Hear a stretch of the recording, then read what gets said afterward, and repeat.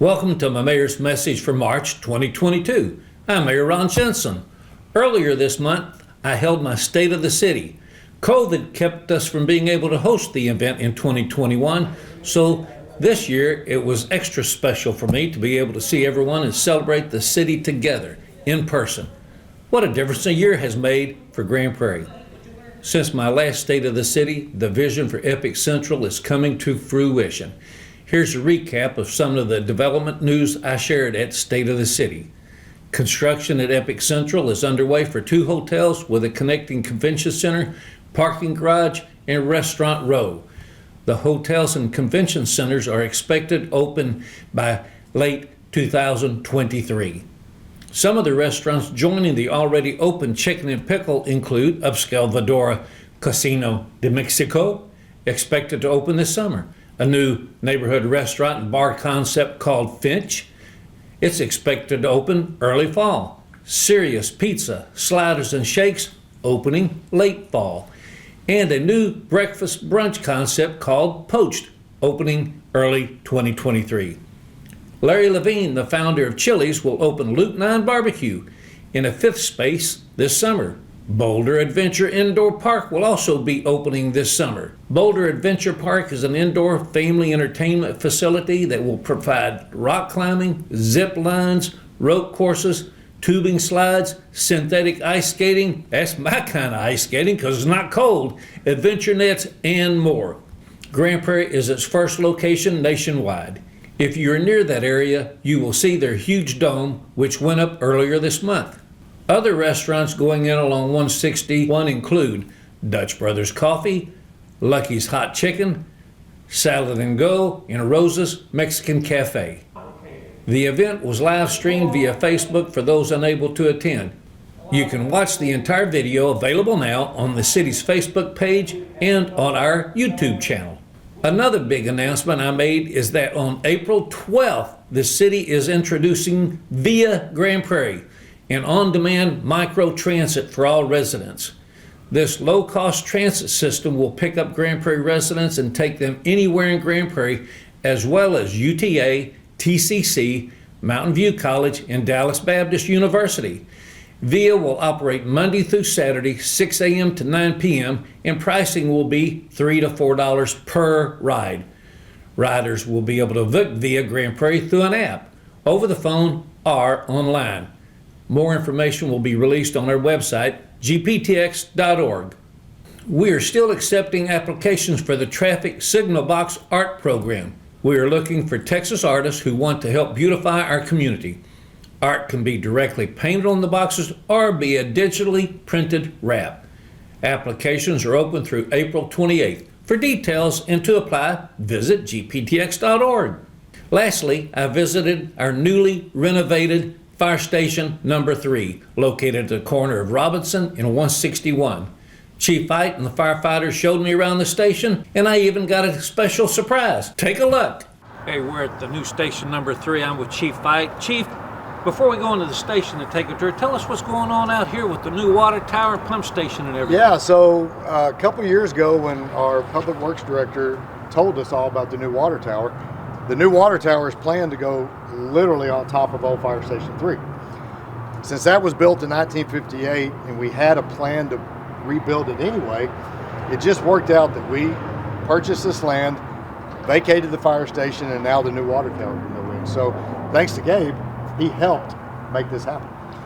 Right, and we're building a new pump station right next door. When do you think everything will be finished right out here behind us? I think Gabe told us 2024, 25. This will look totally different when that brand new water tower with the new technology look, the smaller cone, it will look great right here.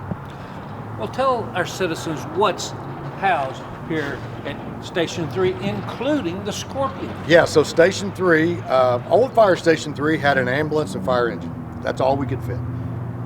This Fire Station 3 has the ambulance and fire engine, but we also have our blocker engine, which we call the Scorpion, which is what keeps us safe on the highways. We also have the battalion chief. Battalion chief is split into 2 zones, north and south. Here we have Battalion 1, who's the North Battalion. Since 161 is right here, he can get anywhere anytime. Yes. So let's go in and show us around. Let's do it.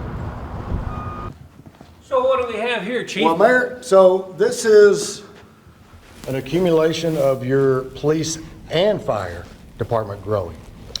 You know, we were down at the Charles England Center, partnered with the police and sharing all that space.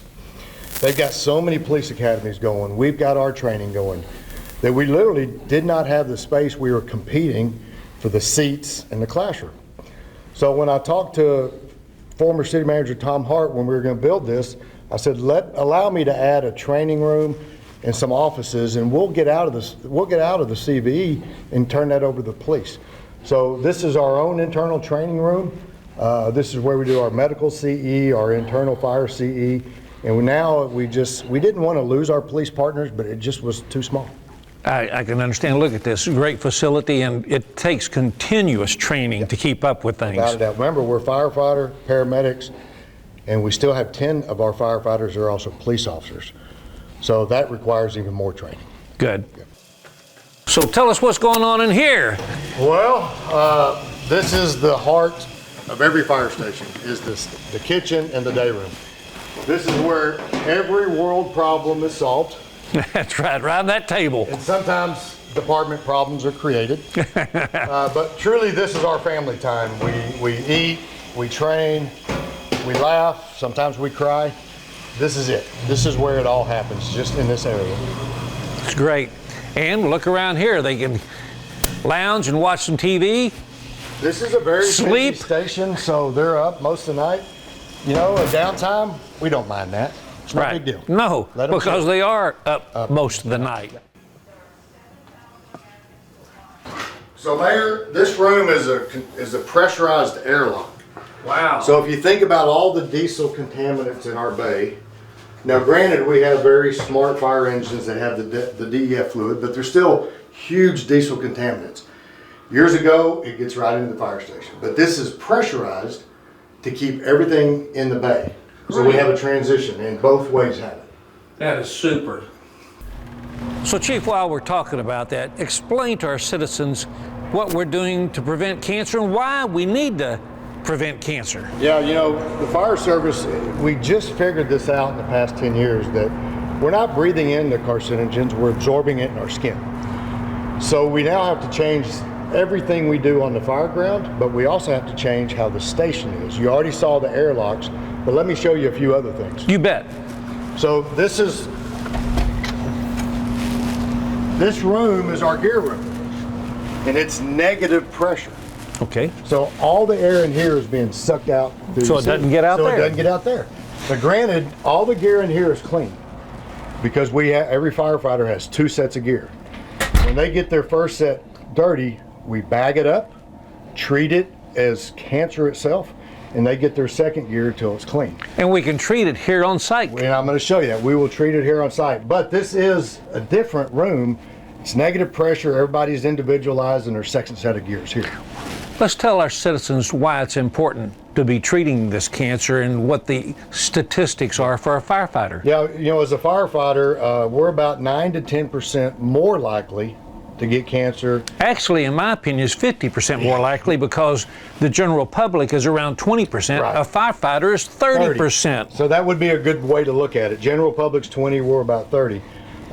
And Texas has 11 cancers that are considered work-related, which means workers' comp, which means money directly out of the city risk fund.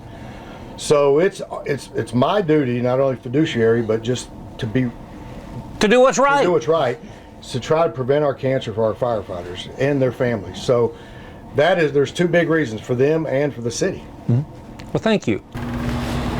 So this is another sort of cancer prevention, Mayor. I mentioned that everybody has 2 sets of gear. Mm-hmm. This is a professional industrial extractor that's programmed specifically for our gear. Our fire gear has Kevlar that has other very expensive materials that can only be spun at a certain revolutions per minute. So this cleaner, we call it an extractor, cleans the gear, gets all the contaminants out of it. We dry it, just natural dry, and then they're good to go. So after every fire, every station has one of these. They bring their dirty gear bagged in here. They wear gloves, they don't touch it. It goes in the extractor and it gets cleaned. So had we not had a double set, a duplicate set, they would have to wait to go back out. We'd either have to put the station out of service, which is not fair to the citizens, or they wear dirty gear until the next shift, which is not fair to them. So this is new. You said in the last 10 years, and fire departments all over the country are going to this because they've realized how significant the cancer risk is for firefighters. Sadly, when I was a rookie in the 80s, the dirtier you were, the cooler you were. We went home smelling like smoke. We thought it was a bravado badge, and little did we know it was just killing us. Yeah. So those days are gone. You won't see a dirty helmet. You won't see dirty gear, period. But they still get the job done. They go in, they have oxygen. We're taking better care of them individually and their gear. Our fire ground, everything is different.